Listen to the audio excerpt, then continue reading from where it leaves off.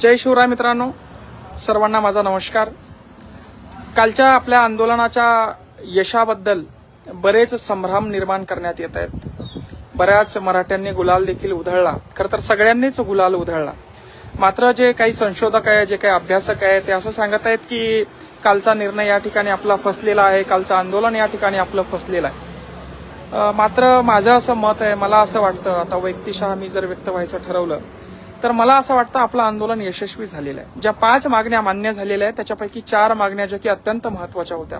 मग त्या शहीद आत्महत्या केलेले आपले मराठा बांधव असतील, त्यांच्या परिवारांना मिळणारी मदत असेल, किंवा शिंदे समितीची मुदतवाढ असेल, किंवा कुंभी प्रमाणपत्र मिळालेल्या लोकांना त्याच्यामध्ये जी पारदर्शकता असेल, या सगळ्या गोष्टी अत्यंत महत्वाच्या या गोष्टी होत्या।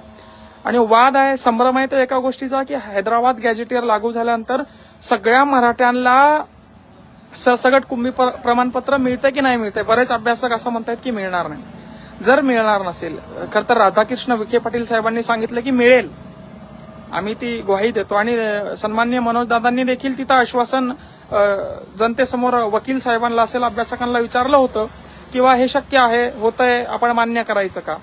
आणि जरी होत नसेल तरी मला असं वाटतं की मराठा समाज आहे, मराठा समाजाला संघर्षाचा वारसा आहे। एकदा नाही झालं तर आपण पुन्हा उभा राहिलो, दुसऱ्यांदा नाही झालं तर आपण पुन्हा तिसऱ्यांदा उभं राहू, त्यात काय विशेष आहे। मात्र असं असताना आनंदामध्ये विरजण टाकणं हे योग्य नाही। मला असं वाटतं सगळ्या समाजानं आता आनंद व्यक्त करायला पाहिजे, गुलाल विधाळायला पाहिजे, आनंद लुटला पाहिजे। याच गोष्टीत आनंद आहे। मराठ्यांनी विजयी रथ आपला मुंबईतून विजय, काही कुणाला काडीचा धक्का न लागता वापस आणला, यात अजून आनंद काय पाहिजे। मराठा समाज पूर्ण मुंबईच्या कायद्याचे धुडमुस करून या ठिकाणी मुंबईत जातो आणि आपल्या मागण्या मान्य करून आणतो, फुलना फुलाची पाकळी पदरात घेऊन येतो, यापेक्षा अजून काय पाहिजे। मला असं वाटतं जे अभ्यासक सांगत आहेत की आपलं नुकसान झालं, आपलं कांड झालं, त्यांनी थोडंसं मराठा समाजाला समजून घ्यावं।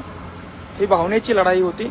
आणि असं जर असेल तर मग ओबीसी समाज का ओरडत आहे, समाज म्हणण्यापेक्षा त्यांचे नेते का ओरडत आहे, ते का म्हणत आहे की आरक्षण गेलं, हे सुद्धा आपण बघते। उपोषण सोडायला तयार नाही, हे सुद्धा आपण बघायला पाहिजे। सरकार याच्यावर स्पष्टता का देत नाहीये, तर सरकारला सुद्धा काही बंधन आहेत। सरकार डायरेक्ट आपल्याला सांगू शकत नाही की वा तुम्हाला दिलं, आता तुम्ही जा।